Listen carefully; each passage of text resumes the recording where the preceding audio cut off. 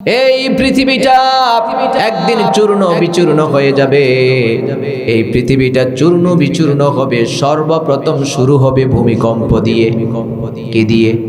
ভূমিকম্প দিয়ে কম্পন সৃষ্টি হবে। সম্মানিত ফেরেশতা হযরত ইসরাফিল আলাইহিস সালামকে আল্লাহ বলবেন, ইসরাফিল আলাইহিস সালামের দুই ঠোঁটের মাঝখানে একটা বাঁশি নিয়ে বসে আছেন। আল্লাহর পক্ষ থেকে কখন ঘোষণা আসবে, দুই ঠোঁটের মাঝখানে রাখা ওই বাঁশিটা ফু দাও। ফু দেওয়ার সাথে সাথে ভূমিকম্প তৈরি সৃষ্টি হয়ে যাবে। এত মারাত্মক ভূমিকম্প তৈরি হবে। এটার মাত্রা কত হবে সেটা আল্লাহই জানে। কিন্তু হাদিসে এসেছে এত ভয়ঙ্কর হবে, এত মারাত্মক হবে। 9 মাসের গর্ভবতী মা অথবা 6 মাসের গর্ভবতী মা, 3 মাসের, 2 মাসের, 1 মাসের গর্ভবতী মা, তার পেটে এখনো বাচ্চা আসে নাই, শুধুমাত্র একটা গোশতের টুকরা মাত্র হয়েছে। ওই ভূমিকম্পটা এত ভয়াবহ হবে, ওই 1 মাসের মা তার বাচ্চাটা প্রসব করে দিবে। 1 মাসের বাচ্চাটাও প্রসব করে দিবে। এত ভয়াবহ হবে ভূমিকম্প। এই জন্য রব্বুল আলামিন বলছেন আল কারিয়াতু মাল কারিয়া ওয়া মা আদরাকা মাল কারিয়া। মহাপ্রলয়, মহা ধ্বংস ঝোঁকে পরিণত হয়ে যাবে। আসমান জমিন ভেঙে পড়বে, 7 আসমান ভেঙে পড়বে, 7 জমিন ভেঙে পড়বে, নক্ষত্রগুলি ছিটকে পড়বে, গ্রহগুলি একটার সাথে আরেকটা ঘর্ষণ লেগে ভেঙে পড়বে, পাহাড়গুলি তুলার মতো উঠতে থাকবে। আল্লাহ রাব্বুল আলামিন বলেন ইজা জুলজিলাতিল আরদু জিলজালাহা। এত ভয়াবহ ভূমিকম্প হবে, ধাক্কার পর ধাক্কা দিয়ে জমিনকে প্রকম্পিত করা হবে। আর আসমান জমিন ছুটে পড়বে। ইজাস সামাউ ফাতারাত ওয়া ইদাল কাওয়াকিবু তাসারাত ওয়া ইদাল বিহারু ফুজ্জিরাত। কোন আল্লাহু আকবার। আসমান জমিন ভেঙে পড়বে, চন্দ্র সূর্য ছিটকে পড়ে যাবে, সব কিছু মেঘাকার হয়ে যাবে। তখনই আল্লাহ ইসরাফিল আলাইহিস সালামকে আরেকটা ফু দিতে বলবেন, দ্বিতীয় নাম্বার ফু দিতে বলবেন। দ্বিতীয় নাম্বার ফু দেওয়ার সাথে সাথে জমিনে যত প্রাণী আছে সব মরে যাবে। আজরাইলকে বলবেন ও আজরাইল যাও, সব মানুষের প্রাণ গুলি বের করে নিয়ে আসো। আজরাইল আলাইহিস সালাম সমস্ত প্রাণীর প্রাণগুলি বের করে নিয়ে আসবেন। আল্লাহ বলবেন ও আজরাইল আর কারা বাকি আছে? আজরাইল বলবে আল্লাহ আকাশের ফেরেশতারা বাকি। আল্লাহ বলবেন যাও ফেরেশতাদেরকে মেরে আসো, জিনদেরকে মেরে আসো, কেউ থাকবে না। আবার আল্লাহ প্রশ্ন করবেন এখন আর কে বাকি? আজরাইল বলবে জিবরাইল, মিকাইল, ইসরাফিল। আমি আজরাইল আর আপনি আল্লাহ ছাড়া এখন আর কেউ বাকি নাই, আর কেউ বাকি নাই। আল্লাহ তাআলা তখন আজরাইলকে বলবেন যাও জিবরাইলকে মেরে আসো। জিবরাইলকে মারা হবে, তারপরে ইসরাফিলকে মারা হবে, তারপরে মিকাইলকে মারা হবে। আল্লাহ বলবেন আজরাইল রে আর কারা বাকি? আজরাইল বলবে আল্লাহ আমি আজরাইল আর আপনি আল্লাহ ছাড়া এখন আর কেউ বাকি নাই, আর কেউ বাকি নাই। আল্লাহ তখন আজরাইলকে বলবেন ও আজরাইল তুইও মরে যা। আজরাইল কিন্তু এখনো নিজে জানে না সেও যে মারা যাবে। সেই দিন জানবে, মারা যাবে। আজরাইল বলবে আল্লাহ আমিও মারা যাব। কয় তুইও মারা যাবি? কয় কেমনে আমি মারা যাব? ও আল্লাহ আমি যদি জানতাম আমিও মরে যাব, তাহলে পৃথিবীর সৃষ্টির শুরু থেকে আজকের দিন পর্যন্ত যত প্রাণীর প্রাণ আমি বের করেছি, কত মানুষকে আমি মেরেছি, এই কঠিন দায়িত্বটা আমি আজরাইল নিতাম না। আমি এই দায়িত্বটা নিতাম না। আমার ভাই জিব্রাইলকে বলতাম, ও জিব্রাইল তুমি আমার দায়িত্বটা নাও, আমি তোমার দায়িত্বটা গ্রহণ করব। জিব্রাইল না নিলে ইসরাফিলকে বলতাম, ইসরাফিল না নিলে মিকাইলকে বলতাম। আমি এইভাবে আমার দায়িত্বটা বন্টন করে দিতাম। আল্লাহ আমিও মরে যাবে। কেমনে মরে যাব আমি? ভাই হ্যাঁ তুইও মরবি, তুইও মরে যাবি। আল্লাহ বলবেন যা, জান্নাত এবং জাহান্নামের মাঝখানে একটা জায়গা আছে, ওই জায়গাটার নাম হলো আরাফ। ওই জায়গাটায় যা দাঁড়ায় থাকো। দাঁড়িয়ে গেলেন আজরাইল, দাঁড়ানোর সাথে সাথে আল্লাহ একটা ধমক দিবেন, মৌত, ইয়া মালাকুল মৌত, মরে যা। এক ধমকে একটা চিৎকার দিয়ে আজরাইল মারা যাবে। চিৎকারের আওয়াজটা এত বেশি, এত ভয়ঙ্কর, আল্লাহর নবী সাল্লাল্লাহু আলাইহি ওয়াসাল্লাম বলেন আজরাইলের ওই চিৎকারটা এত ভয়ঙ্কর, কিয়ামত হওয়ার জন্য যে ভূমিকম্পের কথা আল্লাহ বলেছেন, ওই ভূমিকম্পের প্রয়োজন হতো না, আজরাইলের চিৎকারের আওয়াজটাই যথেষ্ট ছিল। এত ভয়ঙ্কর একটা চিৎকার মেরে আজরাইল মরে যাবে, আর কেউ থাকবে না, সব ফানা হয়ে যাবে। কুল্লু মান আলাইহা ফানিন ওয়া ইয়াবকা ওয়াজহু রাব্বিকা যুল জালালি ওয়াল ইকরাম। আল্লাহ বলবেন আজ কে আর বাকি, আজ আর কেউ বাকি নাই, সব মরে গেছে। পৃথিবীর রাজা বাদশা, ধনী গরিব ফকির সব মরে গেছে, সব। এরপরে আল্লাহ সর্বপ্রথম আবার ইসরাফিল আলাইহিস সালামকে জীবিত করে বলবেন, ও ইসরাফিল আবার ওই বাঁশিটাতে ফু দাও। ওই বাঁশিতে ফু দেওয়ার সাথে সাথে পৃথিবীর সৃষ্টি থেকে শুরু করে যত প্রাণী ইন্তেকাল করেছে, আল্লাহ বলবেন ওই ফু দেওয়ার সাথে সাথে সব প্রাণীগুলি আবার জীবিত হয়ে উঠতে থাকবে। জোরে কোন আল্লাহু আকবার। সব মানুষ উঠবে খতনাবিহীন, কারো পরনে কাপড় থাকবে না, নেগেট, একেবারে বিবস্ত্র। ছোট্টবেলায় মায়ের পেট থেকে যেমনি ভাবে খতনাবিহীন দুনিয়াতে আমরা এসেছি, ঠিক সেইভাবে উঠবো, কারো পরনে কোনো কাপড় থাকবে না। উঠেই দৌড়াতে থাকবে, অজানা গন্তব্যের দিকে দৌড়াইতে থাকবে। ওই গন্তব্যের নাম হলো হাসরের মাঠ। কোন আল্লাহু আকবার। আম্মা জান হযরত আয়েশা সিদ্দিকা রাদিয়াল্লাহু তাআলা আনহা বিশ্ব নবীকে বললেন, ইয়া রাসূলুল্লাহ, ইয়া হাবিবাল্লাহ, ও নবী, ওই হাসরের মাঠের দিকে যখন সব মানুষ উলঙ্গ হয়ে দৌড়াইতে থাকবে গো নবী, ওই দিন কি কেউ কারো দিকে তাকাবে না? আর সেই দিন কি কোনো শরম থাকবে না? বিশ্ব নবী বললেন, আয়েশা রে, ও আয়েশা, এমন একটা পরিস্থিতি, ভয়ঙ্কর একটা পরিস্থিতি তৈরি হবে, সবাই দৌড়াতে থাকবে হাসরের মাঠের দিকে, কেউ কারো দিকে তাকানো তো থাক দূরের কথা, এক সেকেন্ডের জন্য মাথাটাও ঘুরাইতে পারবে না। উপরের দিকে তাকাই থাকবে, দৌড়াতে দৌড়াতে হাসরের মাঠ সবাই দাঁড়িয়ে যাবে। একটা দিন লম্বা হবে 50,000 বছর লম্বা। হাসরের দিনটা লম্বা হবে 50,000 বছর। কত হাজার বছর? 50,000 বছর লম্বা সময় দাঁড়িয়ে থাকবে। সূর্য উদয় হবে যে, আর অস্ত যাবে না। কত হাজার বছর? সহজ মনে হয়? শুধু তিন জায়গায় দাঁড়িয়ে থাকা লাগবে 1,20,000 বছর। হাসরের মাঠে দাঁড়ায় থাকা লাগবে 50,000 বছর। মিজানের পাল্লার সামনে দাঁড়ায় থাকা লাগবে 40,000 বছর। ফুলসেরাতের গোড়ায় দাঁড়িয়ে থাকা লাগবে 30,000 বছর। এই তিন জায়গায় দাঁড়ায় থাকা লাগবে 1,20,000 বছর। সবাই উপরের দিকে তাকাই থাকবে। মাটির জমিটা তামাক হয়ে যাবে। সোয়া গজ উপরে সূর্যটা এসে যাবে। একটা নয়, দুটা নয়, একত্রে 12টা সূর্য তাপ দিবে। একত্রে 12টা সূর্য তাপ দিতে থাকবে। বাতের মারের মতো মগজগুলি টকবক করে জমিনে পড়তে থাকবে। উপরের দিকে তাকাই বলবে ইয়া নাফসি ইয়া নাফসি ইয়া নাফসি ইয়া নাফসি, আর আফসোস করে বলবে আহারে, আজ যদি আমাদের পাশে এসে কথা বলার মতো কেউ নাই, আজকে সাহায্যকারী কেউ নাই, আজ আমার পাশে কেউ নাই।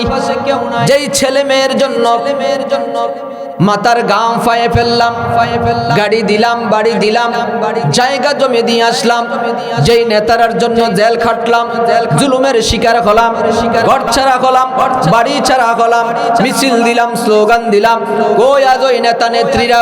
যেই বন্ধুর জন্য জীবন দিতে গেলাম, যেই বন্ধুর জন্য সর্বহারা হয়ে গেলাম, ওই বন্ধুরা আজ কোথায়?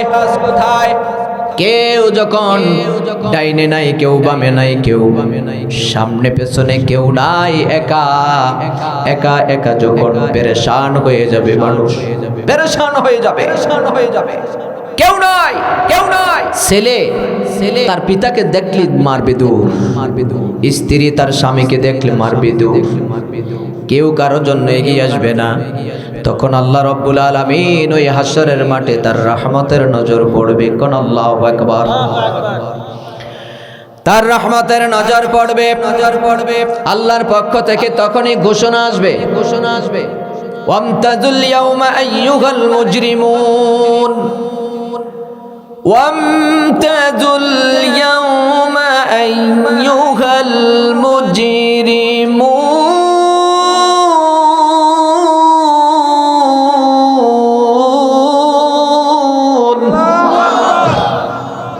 ঘোষণা আসবে,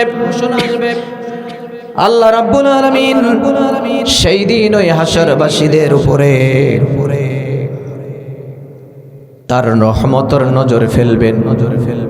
শুধু মুমিন বান্দাদেরকে দেখে মায়া লেগে যাবে।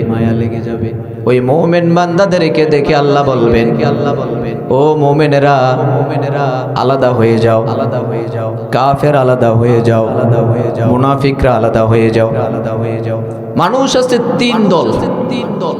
পৃথিবীতে কয় দল মানুষ আছে? ধরে কান, তিন দল মানুষ আছে। একদল হলো মুমিন, একদল হলো মুনাফিক, আরেক দল হইল কাফের। কয় দল হইল? তিন দল। আশ্চর্যের বিষয় হলো এই তিন দল মানুষের নামে কোরআনে আবার তিনটা সূরা আছে। মুমিনদের নামে আল্লাহ সূরা নাজিল করলেন, সূরাতুল মুমিনুন। মুনাফিকের নামে আল্লাহ সূরা নাজিল করলেন, সূরাতুল মুনাফিকুন। আছে না নাই? আবার কাফেরদের নামে আল্লাহ সূরা নাজিল করলেন, সূরাতুল কাফিরুন।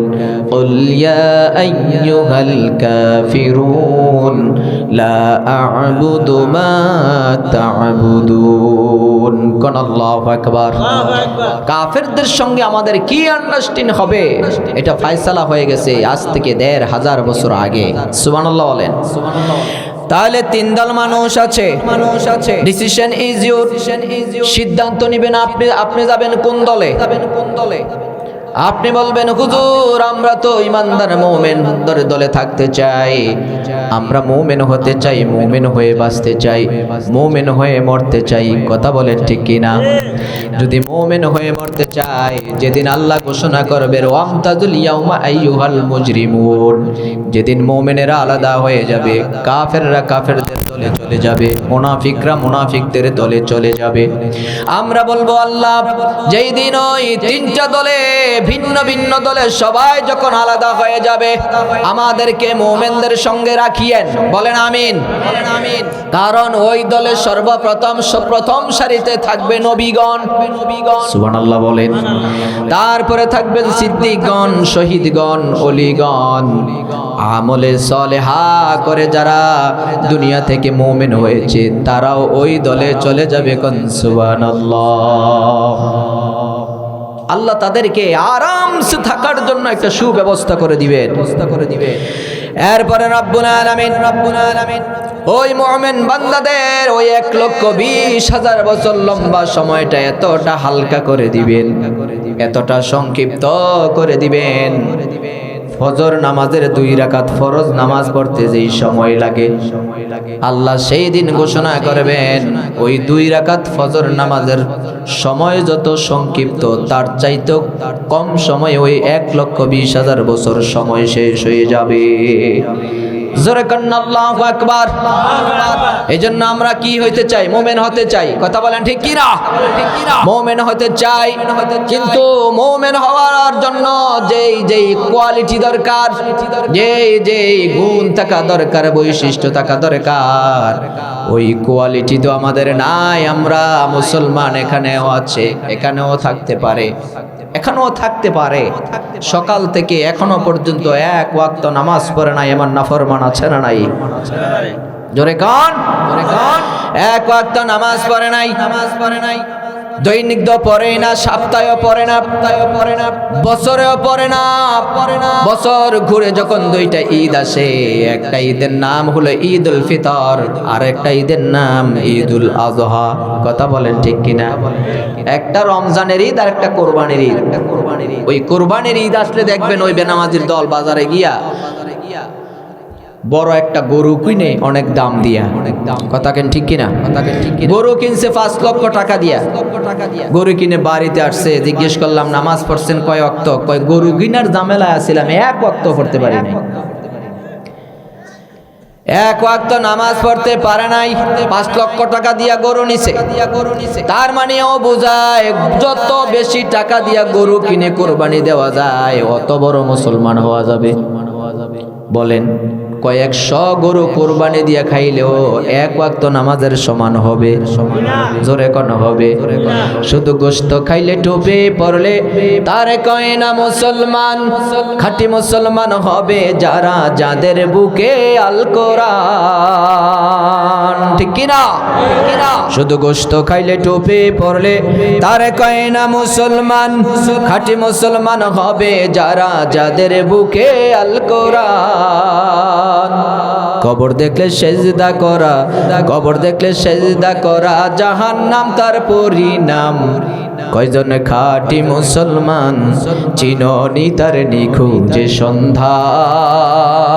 ঠিক কিনা? মুসলমানের অভাব নাই, খাঁটি মুসলমানের অভাব আছে না নাই? ইমানদারের অভাব নাই, খাঁটি ইমানদারের অভাব।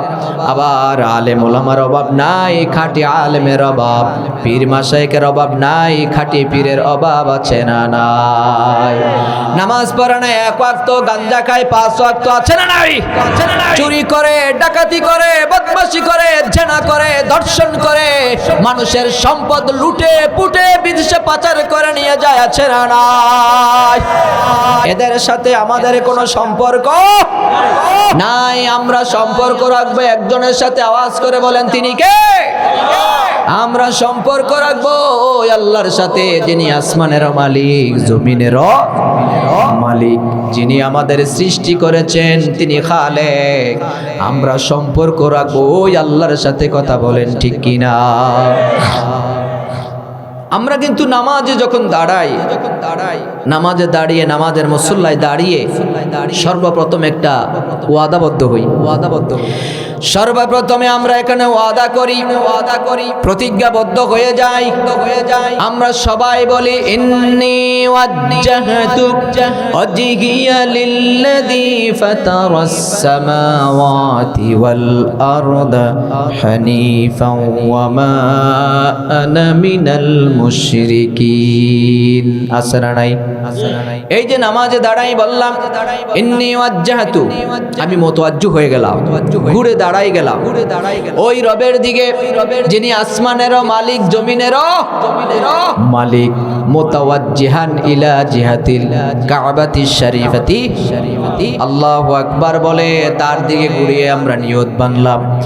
এরপরে বলি ওয়ামা আনা মিনাল মুশরিকিন, আর দুনিয়ার কোনো কাফের, বেঈমান, মুশরিক, সিটার, বাটপার, সুদখোর, ঘুষখোরের সাথে আমার কোনো সম্পর্ক নাই।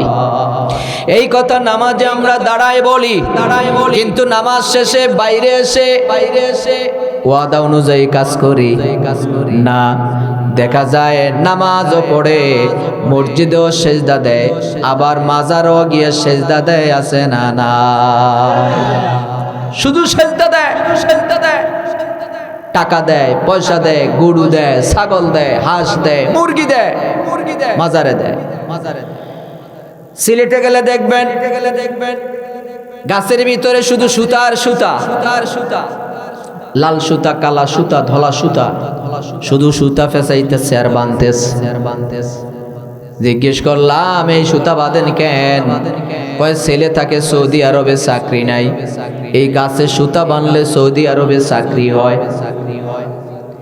আরেকজনকে জিজ্ঞেস করলাম আপনি বাঁধেন কেন? বাঁধেন কেন? কয় আমার ব্যবসাতে উন্নতি নাই, উন্নতি নাই, এইখানে সুতা বাঁধছি, ব্যবসা এবার গড়ে আসবো। এক মহিলা কয় আপনি বাঁধছেন কেন? কয় আমার সন্তান নাই, এই গাছে বানলে সন্তান দেয়, সন্তান দেয়। বলেন গাছে সন্তান দেয়? গাছে সন্তান দেয়, গাছে চাকরি দেয়, গাছে চাকরি দেয়, গাছে রিজিক দেয়, রিজিক দেয়। আওয়াজ করে বলেন কে দেয়? কেমনে জবাব দিব? কি জবাব দিবে? কি জবাব দিবে? এই যে কিশোরগঞ্জে, কিশোরগঞ্জে খেয়াল করে শোনেন, কিশোরগঞ্জে একটা মসজিদ আছে, মসজিদ আছে, পাগলা মসজিদ। পাগলা মসজিদ কি মসজিদ? কি মসজিদ? পাগলা মসজিদ। পাগলা, ভালো করে শুনেন, ভালো করে শুনেন। মসজিদে টাকা দেওয়া নাজায়েজ না, নাজায়েজ না। আমি বলবো না যে মসজিদে টাকা দেওয়া নাজায়েজ, অবশ্যই মসজিদে টাকা দিবেন, টাকা দিবেন। বাংলাদেশে আর কোনো মসজিদ নাই, ওখানে এত টাকা, এত টাকা বছরে 2 বার খুলে দান বাক্স, 6 মাস অন্তর অন্তর। এই কিছুদিন আগে খুলছে, 6 মাস পরে 8 কোটি টাকা, আর স্বর্ণ হয়েছে 2 কেজি, 2 কেজি।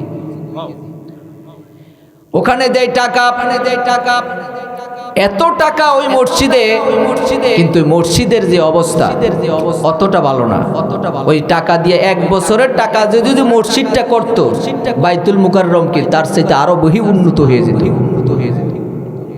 কিন্তু মসজিদের তো উন্নয়ন নাই, তাহলে টাকাগুলি যায় কই? টাকাগুলি যায় কই? দ্বিতীয় প্রশ্ন হলো এত টাকা ওখানে দেয় কেন? ওখানে দেয় কেন?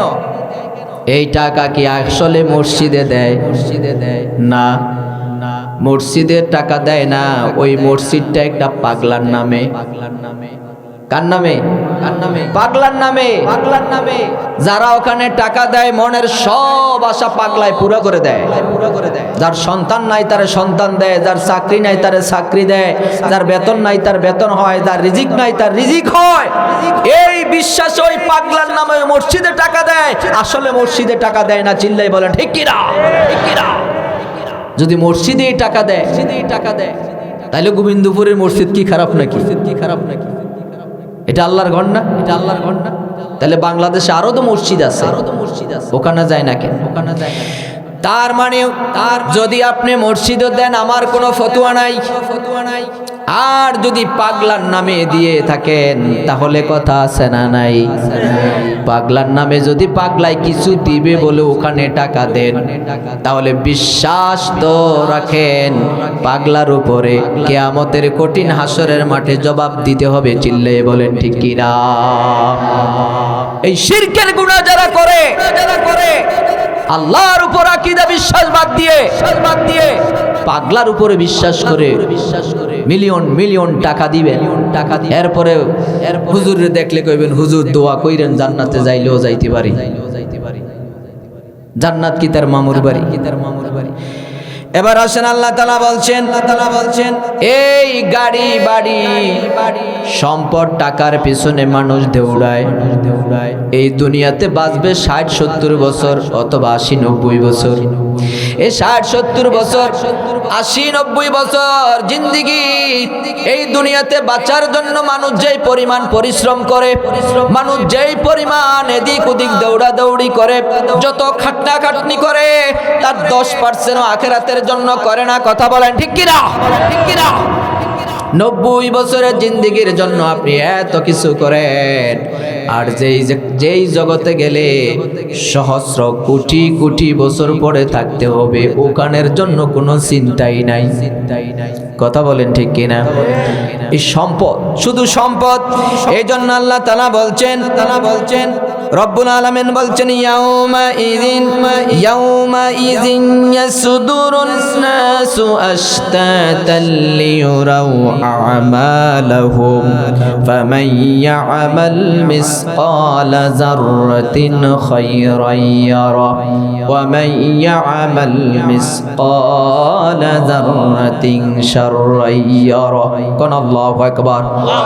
দুনিয়াতে যার যতটুকু সম্পদ আছে এই সব সম্পদের জায়গায় সম্পদ পড়ে থাকবে, গাড়ি বাড়ি স্বর্ণ অলংকার সব জমিনে পড়ে থাকবে, ধরে নিয়ে যাওয়ার মতো একটা প্রাণীও থাকবে না। আল্লাহ বলবে সব বের করে দে, সব জমিনে পড়ে থাকবে, কেউ ধরবে না।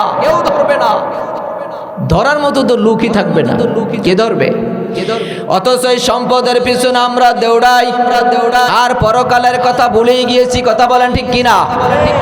এই দুনিয়াতে আমলটা যদি জাররা থেকে জাররা পরিমাণ হয় এইটার পুরস্কারও আল্লাহ দিবেন, আর যদি গুনাহের কাজটা যদি জাররা থেকে জাররা পরিমাণও যদি ছোট হয় সেইটার শাস্তিও আমার আল্লাহর কাছে আছে না নাই। কিয়ামতের কঠিন হাসরের মাঠে আল্লাহ বলবেন, ও গোলামেরা শোনো, দুনিয়াতে যে যা করেছো ধরো, এটা তোমার আমল নামা, এটা ধরো, যার যার হাতে তার তারটা পৌঁছাই দেওয়া হবে।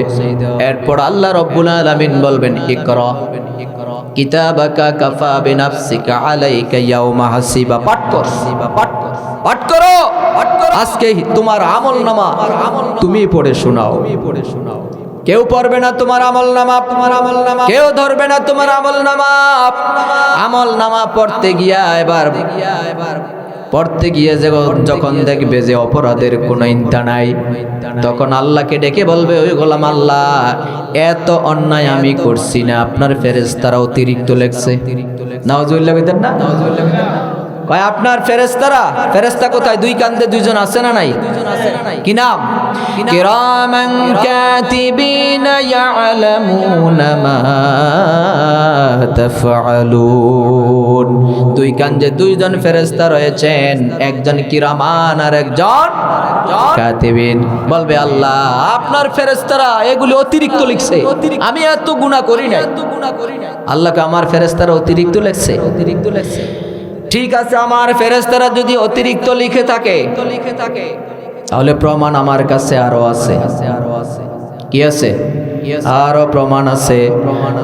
আরো প্রমাণ রব্বুল আলামিন বলবেন, এই কিতাবের উপরে ফিঙ্গারপ্রিন্ট মার।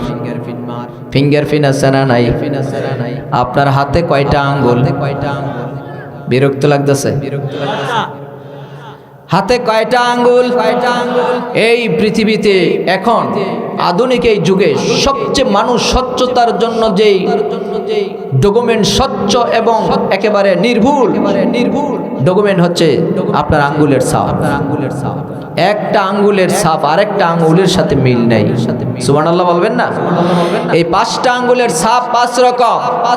আবার পৃথিবীতে যত মানুষ আছে কোন মানুষের সাথে কোন মানুষের আঙ্গুলের ছাপ মিলবে না।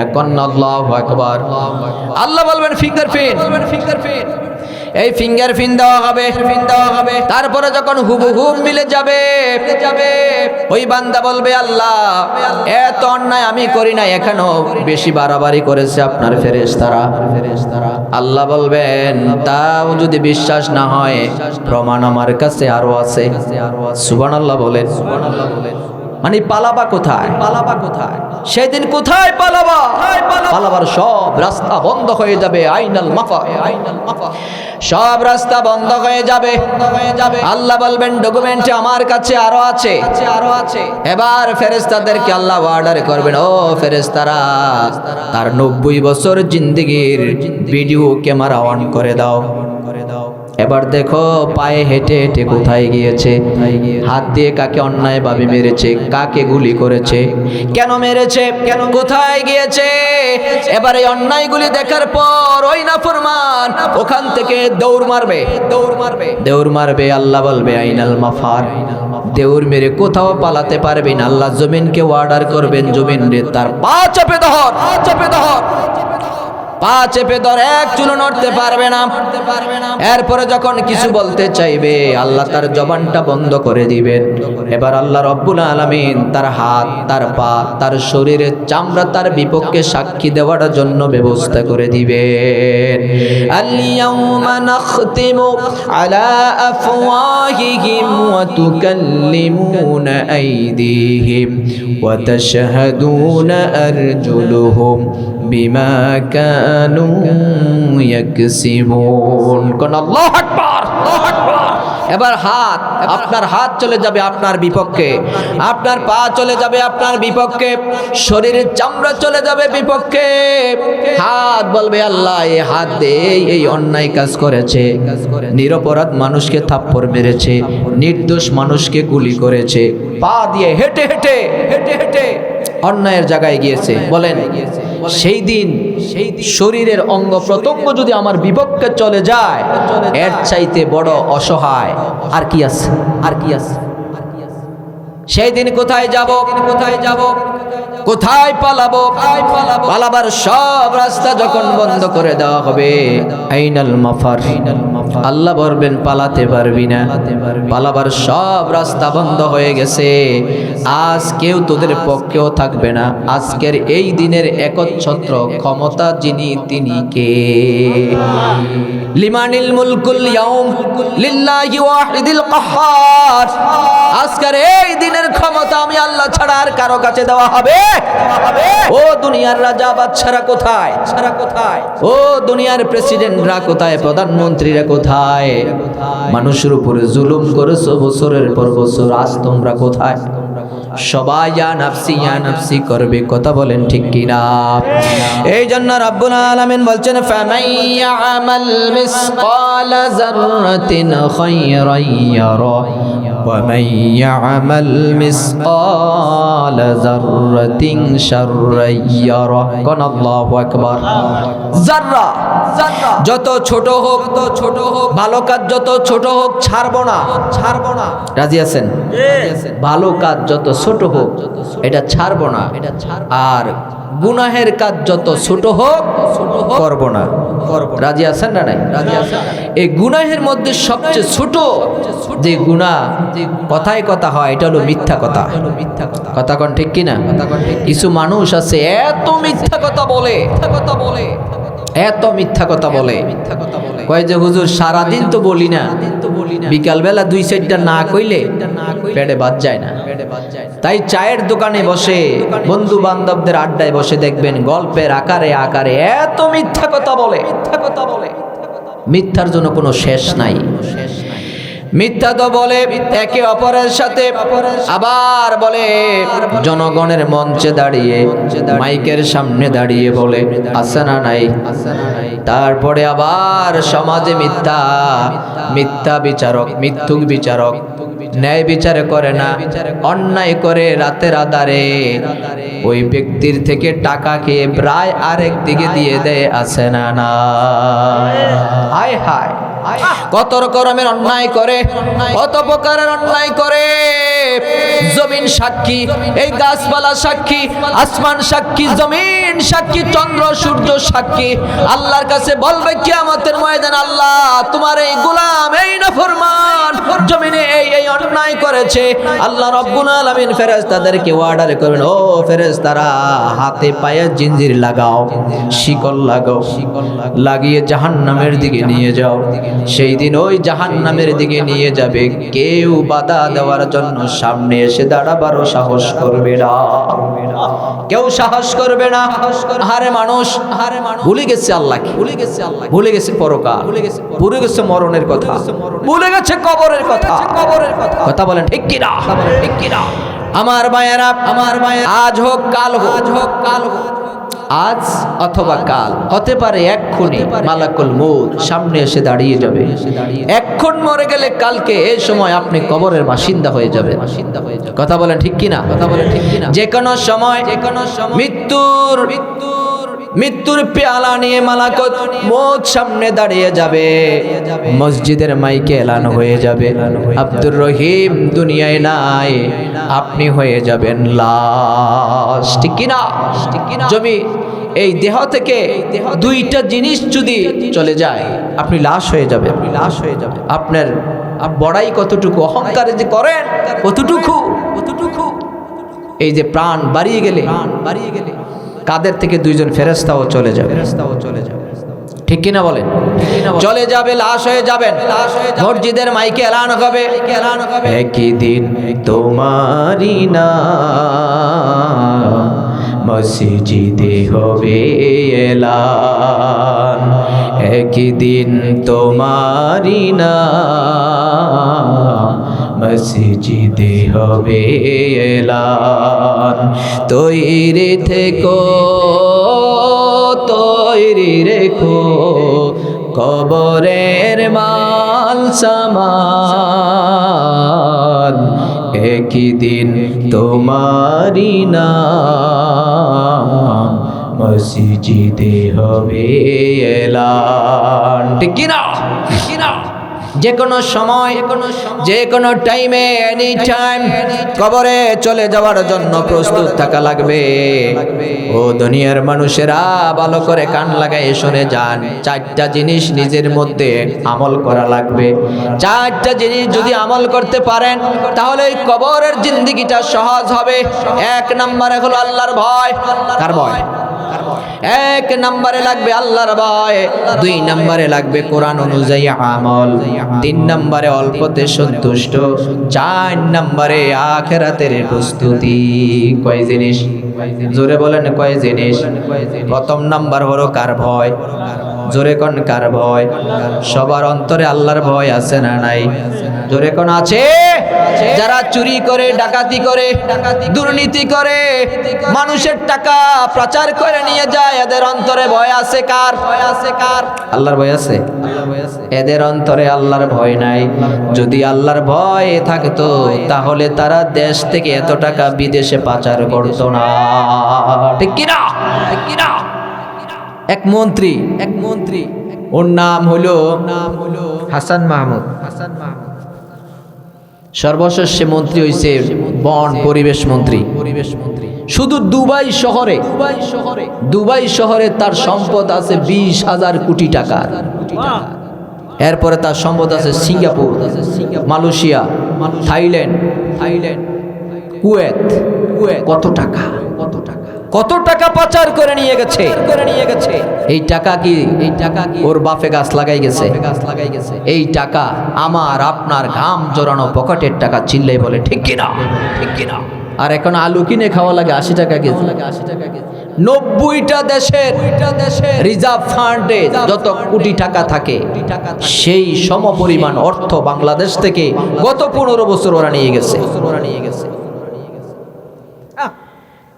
কত টাকা লাগে? ওদের অন্তরে বিন্দু মাত্র আল্লাহর ভয় নাই। কথা বলেন ঠিক কিনা? যারা আল্লাহরে ভয় করে তারা কশ্চিন কালেও কারো টাকা মেরে খায় না, কাউকে হত্যা করে না। চিল্লাই বলেন ঠিক কিনা? যাদের হৃদয়ে আছে আল্লাহর ভয় তারা কবু পথ ভুলে যায় না। আল্লাহর প্রেম ছাড়া এই দুনিয়ায় কারো কাছে কোনো কিছু চায় না। ঠিক কিনা? রাতের আধারে যারা সেজদাতে রয়, দু চোখের শ্রুতি নদী যেন বয়, ছলনার হাতছানি যত আসুক পিছনে ফিরেও তাকায় না।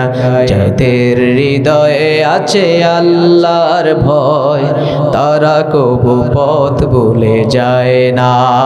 ঠিক কিনা?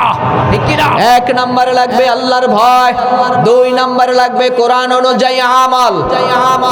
কোরআন দিয়ে আমল করে, কোরআন দিয়ে শুধু নামাজ পড়ে, এছাড়া আর একটা কাজও হয় না। ঠিক কিনা?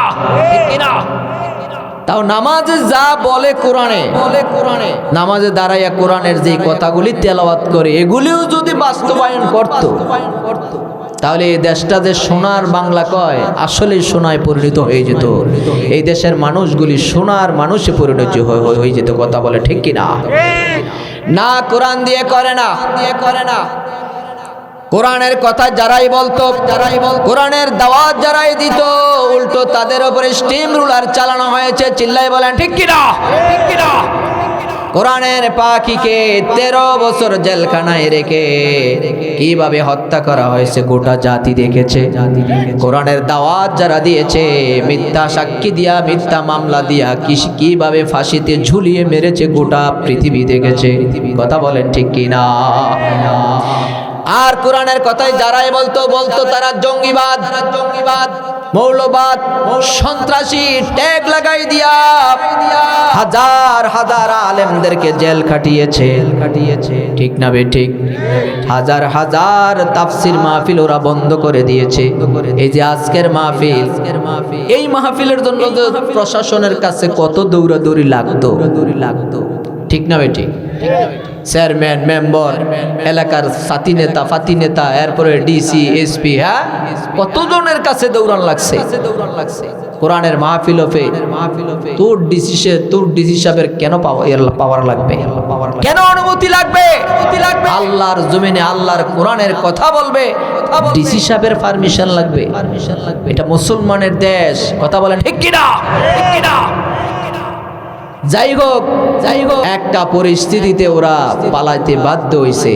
এই পরিস্থিতির মুখোমুখি যেন আমরা না হই, আমাদের পরবর্তী জেনারেশন আর যেন কেউ না হয়।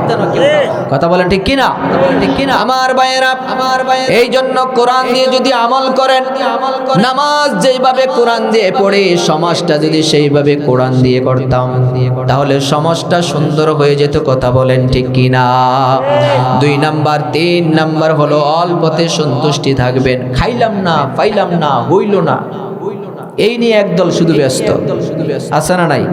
কয় যে আমি এত পরিশ্রম করি, সকাল থেকে সন্ধ্যা পর্যন্ত মাথার ঘাম পায়ে ফেলি, আমার তো ভাগ্যের কোনো পরিবর্তন হয় না। আরে ভাই, আপনার ভাগ্য তো লেখা হয়ে গেছে পৃথিবীর সৃষ্টিরও 50,000 বছর আগে। সুবহানাল্লাহ বলবেন না? পৃথিবীর সৃষ্টির 50,000 বছর আগে এই ভাগ্যে যা আছে তা লেখা হয়ে গেছে। আর এটার উপরে আমাদের ঈমানও আছে। আমরা ঈমান এনেছি খাইরিহি ওয়া শাররিহি মিনাল্লাহি তাআলা। কথা বলেন ঠিক কিনা? ভালো মন্দ সবটুকু আসে কার পক্ষ থেকে? খাইলো আলহামদুলিল্লাহ, না খাইলো আমার ভাইয়েরা 4 নাম্বার হলো আখিরাতের প্রস্তুতি। এই যে কালকে মরে যাব, কোনো প্রস্তুতি আছে? কোনো প্রস্তুতি? কোনো প্রস্তুতি নাই। এখনো 40-50 বছর হয়ে গেছে, এখনো নামাজ পড়ে না এমন নাফরমান আছে না নাই? আর যুবক ছেলেদেরকে যদি বলে যে নামাজ পড়ো, কই হুজুর এখনো তো মুসের রেকটাও দিছে না। মুছ ওঠক, দাড়ি ওঠক, বিয়ে করব, 2-4টার বাবা হব, চুল দাড়ি সাদা হবে, আর কোনো কাজ নাই, তখন মসজিদ নিয়ে পড়ে থাকবো। ওই পর্যন্ত যুবক তুমি বেঁচে থাকবা, বিয়ে করবা, ছেলে মেয়ে হব, তোমার এই গ্যারান্টি দিছে কে? কে দিছে তোমার এই গ্যারান্টি? আমার যুবক ভাইয়েরা, এখনই সিদ্ধান্ত নিতে হবে। আজকের পর থেকে 1 ওয়াক্ত নামাজ ছেড়ে দেব। নামাজ পড়বে না, সারা রাত জেগে ইন্টারনেটে ঢুকে হাবিজাবি গান বাজনা, নাটক, সিনেমা, ফটোগ্রাফি দেখবে। দেখতে রাত 2টা, 2:30, 3টা বেজে যায়। এরপরে ঘুমায়। 3টা বাজে যদি একজন ঘুমায়, ফজরের আজান দিলে ঘুম থেকে উঠের কথা না ঘুমে মইরা থাকার কথা? এরা ঘুম থেকে উঠতে পারবে? এরপরে ঘুম থেকে উঠে কখন? দিনের বাজে 9টা, 10টা।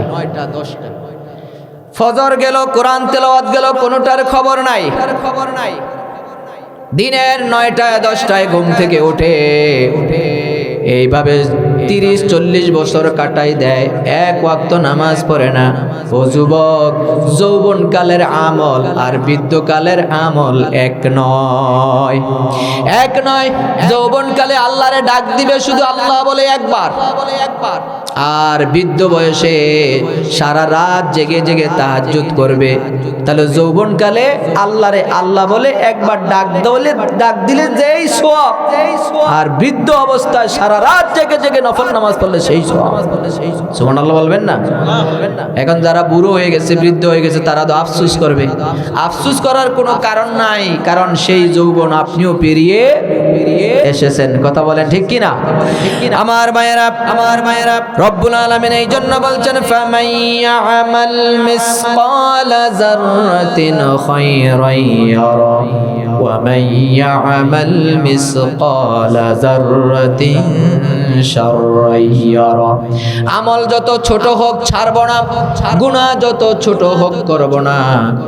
এই স্লোগানের সাথে যদি আমরা একমত হতে পারি, তাহলে মুমিন হতে আর বেশি দেরি হবে না। ঠিক কি না? এই সূরাতুল জিলজালের কিছু ফজিলত শুনুন এবার। জিলজাল, এই সূরাটার আল্লাহ নবী সাল্লাল্লাহু আলাইহি ওয়াসাল্লাম বলেন এটা হলো নিসফুল কোরআন, হাফ অফ দ্য বুক। কেউ যদি এই সূরাটা যদি একবার তেলাওয়াত করে, কয়বার? কেউ যদি একবার তেলাওয়াত করে, বিশ্বনবী বলেছেন একবার তেলাওয়াত করলে তার আমল নামায় 15 পারা কোরআন তেলাওয়াতের সওয়াব লেখা হয়ে যাবে। কেউ যদি দুবার তেলাওয়াত করে, তাহলে পুরো 30 পারা কোরআন তেলাওয়াত করলে যেই সওয়াব হবে, এই সূরাটা দুবার তেলাওয়াত করলে তার আমল নামায় সেই সওয়াব লেখা হয়ে যাবে। সুবহানাল্লাহ বলেন। এটা হচ্ছে হাফ অফ দা বুক, নিসফুল কোরআন। এই তালিকায় আরো একটা সূরা আছে গুরুত্বপূর্ণ। এটা কোরআনুল কারীমের সবচাইতে সম্মানিত সূরা, কোরআনের সবচেয়ে দামি সূরা, মর্যাদাপূর্ণ সূরা। এইটা এত মর্যাদার পূর্ণ সূরা, যে ব্যক্তি কোনোদিন লেখাপড়া করে নাই, মাদ্রাসায় যায় নাই, মক্তবে যায় নাই, কোনো শিক্ষকের কাছে যায় নাই, যার কোনো লেখাপড়াই নাই, ও জানে, মুসলমান তো জানে, অনেক হিন্দুও জানে এই সূরার নাম কি? সূরা ইখলাস। এটা হাফ অফ দা বুক, নিসফুল কোরআন, এটা উম্মুল কোরআন। এবার বলেন এই সূরার নাম কি? সূরা ফাতিহা। এই তোমার উম্মুল কোরআন। আল্লাহর নবী সাল্লাল্লাহু আলাইহি ওয়াসাল্লাম বলেছেন এটা কোরআনের মা। এই সূরাকে বলা হয় কোরআনের মা। সূরা ফাতিহা নিসফুল কোরআন, হাফ অফ দা বুক। একবার তেলাওয়াত করলে 15 পারা কোরআন তেলাওয়াতের সওয়াব পেয়ে যাবে। জোরে কান আল্লাহু আকবার। আবার বিশ্বনবী বলেছেন কেউ যদি দুবার তেলাওয়াত করে, কয়বার? দুইবার যদি সূরা ফাতিহা তেলাওয়াত করেন, পুরো 30 পারা কোরআন তেলাওয়াতের সওয়াব আমলনামায় লেখা হয়ে যাবে। কোন আল্লাহু আকবার। এই সূরার আরো একটা মর্যাদাপূর্ণ ফজিলত হলো, যে কোনো অসুস্থ ব্যক্তিকে ফু দিয়ে তেলাওয়াত করে ফু দিলে সে সুস্থ হয়ে যাবে। সুবহানাল্লাহ বলবেন না? এইজন্য এই সূরার নাম হচ্ছে সূরাতুশ শিফা। আবার বলা যে সূরাতুর রুকিয়া। রুকিয়া মানে ঝাড়ফুকের সূরা। এই যে ইমাম সাহেবের কাছে গেলে ঝাড়ফুক করে না, এই ঝাড়ফুক করে কোন সূরা দিয়া? সূরা ফাতিহা দিয়া। একটা ঘটনা বলি। আবু সাঈদ খুদরি রাদিয়াল্লাহু তাআলা আনহু, তিনি একটা কাফেলা নিয়ে বেরিয়েছেন। পথের মধ্যে গিয়ে দেখলেন কিছু মানুষ দৌড়াদৌড়ি করে। ওদেরকে দেখে একজন মহিলা দৌড়ে আসতেছে ওদের দিকে, সাহাবীদের দিকে। দৌড়ে এসে বলছে তোমরা কারা? তারা বলছে আমরা রাসূল সাল্লাল্লাহু আলাইহি সাল্লামের সাহাবী। তোমরা রুকিয়া জানো? কাহা জানি। রুকিয়া মানে ঝাড়ফুক জানো? কয় হ্যাঁ আমরা তো ঝাড়ফুক জানি। কি হয়েছে? কয় আমাদের গোত্রের এক সর্দারকে সাপে কেটেছে, মরে অবস্থা, আমরা অনেক ঝাড়ফুক করেছি, কাজ হয় না, তোমরা একটু ঝাড়ফুক করে দাও। আবু সাঈদ খুদরি রাদিয়াল্লাহু তাআলা বললেন হ্যাঁ ঝাড়ফুক করে দিব, বিনিময়ে 30টা ছাগল দিবা। কয়টা ছাগল দিবা? 30টা ছাগল দিবা। মহিলা রাজি হলো।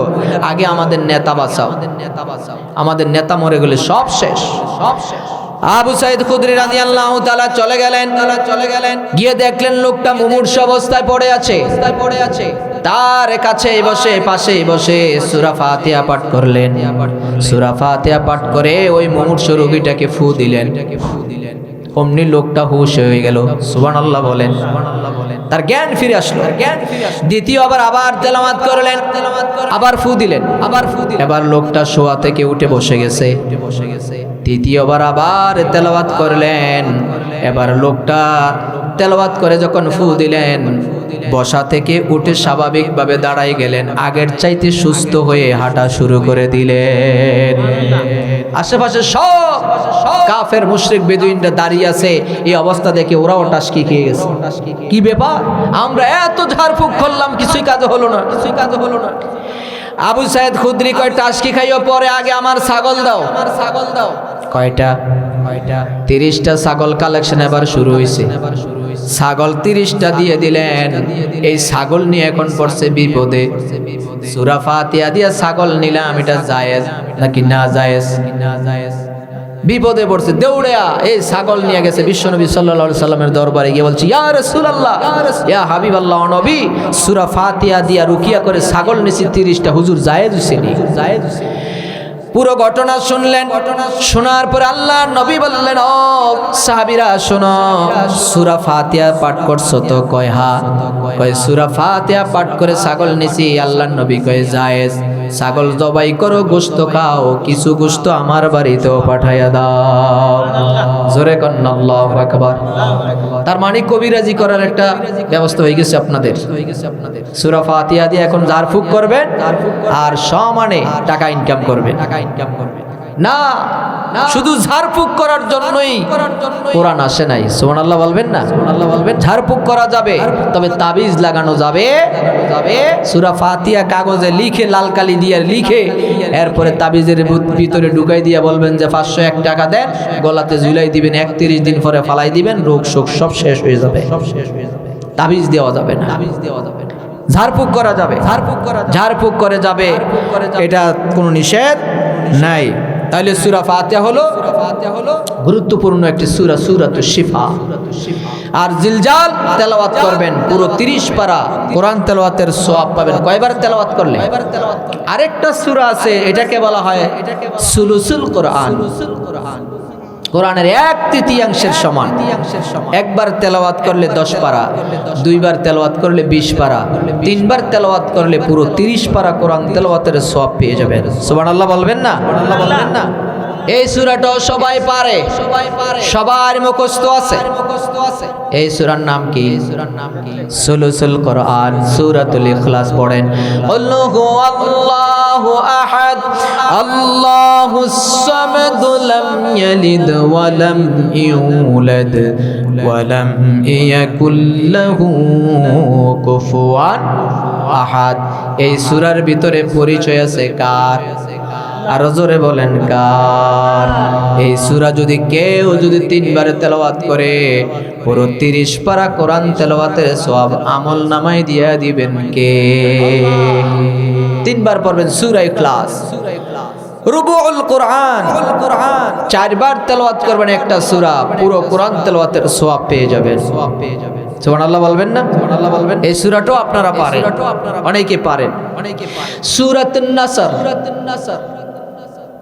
إذا جاء نصر الله والفتح ورأيت الناس يدخلون في دين الله أفواجا فسبح بحمد ربك واستغفر إنه كان توابا كن الله أكبر পারেন না সবাই? যারা তেলাওয়াত করছেন 7.5 পারা কোরআন তেলাওয়াতের সওয়াব আমলনামায় লিখা হয়ে গেছে। এই যে সওয়াব পাইছেন, এটা নগদ না বাকি? নগদ। নগদ যে পাইছেন, কত পার্সেন্ট সত্য? জোরে কোন? 100% সত্য, একদম। 7.5 পারা কোরআন তেলাওয়াতের সওয়াব আমলনামায় লিখা হয়ে গেছে। এই সূরা যদি 4বার তেলাওয়াত করেন, তাহলে পুরো 30 পারা কোরআন তেলাওয়াতের সওয়াব আমলনামায় লিখা হয়ে যাবে। জোরে কোন আল্লাহু আকবার। কোরআন পড়বেন, কোরআন শিখবেন, কোরআন বুঝবেন। এমনও কপাল পরা আছে, কোরআন দেখে দেখেও তেলাওয়াত জানে না, আছে না নাই? জোরে কোন আছে না নাই? কপাল পোড়া। কোরআনটা তো এত সহজ, জন্মান্ধ ব্যক্তিও মুখস্থ করে ফেলছে, আর আমরা চোখ থাকতো তেলাওয়াত জানি না, আছে না নাই? জন্মান্ধ, জন্ম থেকে অন্ধ। যার এক চোখ আছে আর এক চোখ নাই তারে কয় কানা, আর যার দুই চোখে নাই তারে কি কয়? অন্ধ। এই দুই চোখ জন্মান্ধ, কোরআনে হাফেজ হয়ে গেছে। তার বাড়ি সিলেট, নাম তার হাফেজ কালিম সিদ্দিকী। সে এনটিভির তেলাওয়াতের প্রতিযোগিতায় গিয়েছে 2015 সালে, সম্ভবত 15 সালে। তার তেলাওয়াত এত চমৎকার, মনে হচ্ছিল আকাশ থেকে এই বুঝি নতুন ভাবে কোরআন তেলাওয়াত হচ্ছে। এত সুন্দর তেলাওয়াত করছিল। আর তেলাওয়াত শেষে বিচারক তাকে জিজ্ঞেস করছিল, কালিম সিদ্দিকী, তুমি তো জন্ম থেকে অন্ধ, এই কোরআন মুখস্থ করলে কিভাবে? কালিম সিদ্দিকী কয়, আমার উস্তাদ আমার কানের কাছে বসে বসে কোরআন তেলাওয়াত করেছে, আর আমি শুনে শুনে কোরআন মুখস্থ করে ফেলেছি। এইভাবে মুখস্থ করতে তোমার কত বছর লাগছে? আপনারা যদি ধারণা করেন, কম পক্ষেও ধারণা করবেন 5 বছরের নিচে না। কথা কোন ঠিক কিনা? কিন্তু ওই কালিম সিদ্দিকী যে জবাবটা দিয়েছে, আপনি শুনলেও টাসকি খেয়ে যাবেন। কালিম সিদ্দিকী জবাব দিয়েছে, আমার বছর টছর লাগে নাই হুজুর, আমার ওস্তাদের মুখ থেকে কোরআন শুনে মুখস্থ করতে আমার সময় লাগছে মাত্র 2 মাস। সুবহানাল্লাহ বলতে পারলেন না? বিচারক কয়, না তুমি মনে হয় ভুল বলেছো। বুঝে শুনে জবাব দাও। কালিম সিদ্দিকী জবাব দেয়, না না, আমি সজ্ঞানে সুস্থ মস্তিষ্কে জবাব দিয়েছি, আমার ওস্তাদ এখানে বসা আছে, আমি কোরআন শুনে মুখস্থ করেছি 2 মাসে। অন্ধ, জন্ম থেকে অন্ধ যদি 2 মাসে কোরআন শুনে শুনে মুখস্থ করে ফেলতে পারে, হাত আছে, পা আছে, চোখ আছে, মুখ আছে, কেন কোরআন তেলাওয়াত করতে পারলাম না? কোরআন শিখতে পারলাম না? নামাজ পড়ার মতো সূরাগুলিও মুখস্থ নাই, এমন কপাল পোড়া আছে না নাই? আয় হায়, আমার নবী বলেছেন, যার ভিতরে কোরআন নাই, যার ভিতরে কোরআন নাই, তার দিলটা হচ্ছে বিরান বাড়ির মতো, খালি বাড়ির মতো, ছাড়া বাড়ির মতো। যেই ঘরে মানুষ থাকে না ওইটা বিরান বাড়ি। ওই ঘরে কি থাকে? ওই পোকা, জুই পোকা, সার পোকা, তেলা পোকা। কথা বলেন ঠিক কিনা? যেই বাড়িতে মানুষ থাকে না, ওই ছাড়া বাড়ি, ওই বাড়িতে জঙ্গলে পরিণত হয়ে যায়। ওই বাড়িতে থাকে জিন ভূতেরা। কথা কোন ঠিক না বেঠিক? তার মানে যার ভিতরে কোরআন নাই, তার ভিতরে শয়তানি ছাড়া কিচ্ছু নাই। এই জন্য কোরআন শিখবো, কোরআন পড়বো, আর কোরআন অনুযায়ী আমল করব। কোরআনের ফজিলত গুলি জেনে নেব। সূরাতুল জিলজাল তার তাফসীর শুনে, তাফসীর বুঝে আমল করার চেষ্টা করব। কিয়ামত যদি হয়ে যায়, হাসরের মাঠে আল্লাহর সামনে যেদিন দাঁড়িয়ে যাব, বীর পুরুষের মতো যেন মুমিনের সাথে, ঈমানের সাথে দাঁড়াতে পারি। কথা বলেন ঠিক কিনা? কোরআন পড়বেন, কোরআন বুঝবেন, কোরআন শিখবেন, নিজে নামাজ পড়বেন, নিজের ছেলে মেয়ে স্ত্রী সবাইকে নামাজ পড়াবেন। পড়বেন তো? আপনি শুধু জান্নাতে যাবেন, আর আপনার ছেলে মেয়ে একজনও জান্নাতে যাওয়ার দরকার নাই। না, ফজরের ওয়াক্ত, এই তো শীতের মৌসুমে ফজরের নামাজ পড়তে একটু কঠিন। সারা রাত ঘুমাইবেন, আর ফজরের সময় কম্বলের নিচে শুয়ে থাকলে দেখবেন একটু উষ্ণ উষ্ণ ভাব, একটু আরাম বেশি লাগে। ওই আরামের বিছানা ছেড়ে আসতে খুবই কষ্ট হয়। তখন কি করে? আযান, মসজিদের মিনার থেকে আযানের আওয়াজ চলে যায়, আসসালাতু খায়রুম মিনান নাওম, ঘুম হইতে নামাজ ভালো। এই আওয়াজ শোনার পরে কম্বল টেনে আরো মাথা ঘুরে। কথা কোন ঠিক কিনা? মাথা ঘুরে আরামসে ঘুমায়। আমি কই, ওই কম্বলের ভিতরে তুমি একা নও, আরো একজন আছে। তিনি কে? শয়তান। আছে না নাই? শয়তান এই কই যাস, ঘুমা, শুয়ে থাক। না, ঈমানদার মুমিন বান্দারা কোশ্চিন কালো এটা করে না। আজানের আওয়াজ শোনার সাথে সাথে লাথি মেরে কম্বল ফেলে দিয়ে আরামের ঘুম হারাম করে দিয়ে কোন দিকে দৌড়াবে? মসজিদের দিকে দৌড়াবেন। নিজের 10-12 বছরের 15-16 বছরের বাচ্চারা ঘুম পড়াই রাখে, কয় না আরামের ঘুমটা ভাঙো না। স্ত্রীও কয়, ওর মাও কয় যে না, ও বাচ্চা মানুষ, ওর আমাদের এখনো সময় হয় না, অসুস্থ করবে, শুয়ে থাকুক। এরকম আদর করে ঘুম পড়ায় রাখে কি রাখে না? আচ্ছা, এই যে আপনার এই আদরের সন্তান আরামসে কম্বলের নিচে রেখে আসলেন, আপনার চোখের সামনে যদি কেউ আগুনে ফেলে দেয়, এই সন্তান যদি আগুনে জ্বলে, দুনিয়ার আগুনে আপনি সহ্য করতে পারবেন? দুনিয়ার আগুনে পড়লে সহ্য করতে পারবেন না। এই নামাজ না পড়ানোর কারণে কিয়ামতের কঠিন হাসরের মাঠে ওই জাহান্নামের আগুনে জ্বলবে আপনার চোখের সামনে, তখন আপনি সহ্য করবেন কেমনে? তার মানে ওই আগুন থেকে নিজেও বাঁচবেন, নিজের হালকেও বাঁচাবেন। রব্বুল আলামিন বলেন, কু আনফুসিকুম ওয়া আহলিকুম নারা। তার মানে নিজে বাঁচো, নিজের আহালকে বাঁচাও ওই জাহান্নামের আগুন থেকে। কথা বলেন ঠিক কিনা? নামাজ পড়বো দৈনিক কয় ওয়াক্ত? 5 ওয়াক্ত। আর নামাজ পড়বে জামাতের সাথে। কিসের সাথে? জামাতের সাথে। আল্লাহ তাআলা আমাদের সবাইকে বুঝার এবং আমল করার তৌফিক দান করুক। বলেন আমিন। আরো জোরে বলেন আমিন। কোনো কথা নেই তো?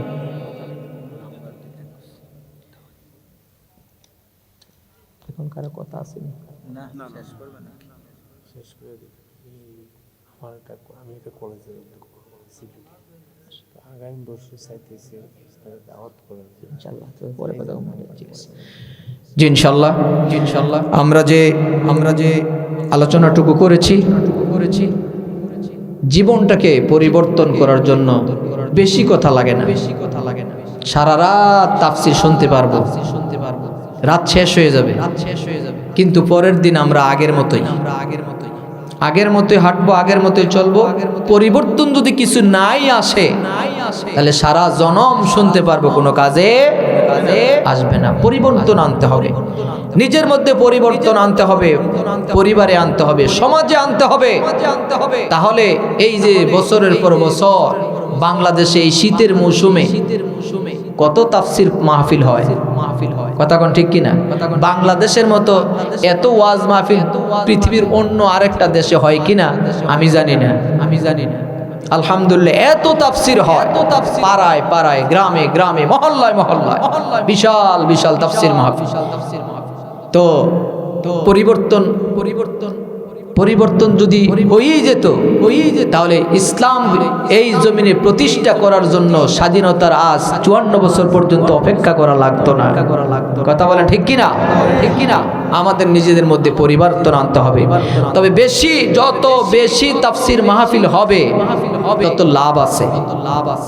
যেই বাড়িতে রাতে চোর ঢুকে, ওই বাড়ির মালিক যদি সজাগ থাকে, চোর ঢোকার সাহস করবে।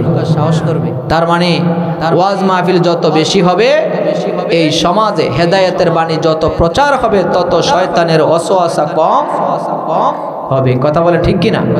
আল্লাহ তাআলা আমাদের সবাইকে আমল করার তৌফিক দান করুন। বলেন আমিন। আল্লাহুম্মা আমিন। ربنا ظلمنا أنفسنا وإن لم تغفر لنا وترحمنا لنكونن من الخاسرين ربنا لا تزغ قلوبنا بعد إذ هديتنا وهب لنا من لدنك رحمة إنك أنت الوهاب رب ارحمهما كما ربياني صغيرا رب ارحمهما كما ربياني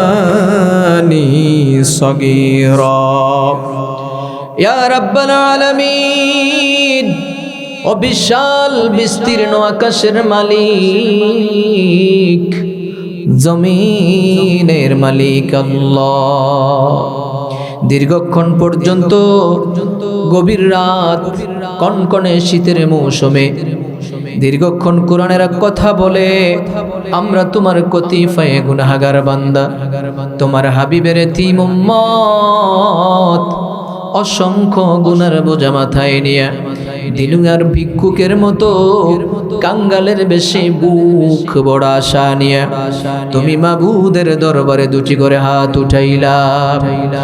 মেহেরবানি করে রব্বুল আলামিন আমাদের প্রত্যেকের হাতগুলি কবুল আর মঞ্জুর করে লও। আমাদের হাতে দু জাহানের কল্যাণ দান করে দাও। আমাদের জীবনের জিন্দিগির গুনাহগুলি মাফ করে দাও। জীবনে যত গুনাহ করেছি, অন্যায় করেছি, ভুল করেছি, আয় আল্লাহর জীবনে গুনাহ করব না।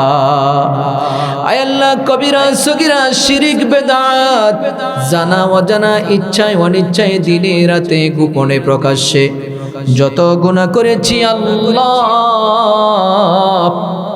আমাদের সমস্ত গুনাহগুলি মাফ কইরা দাও।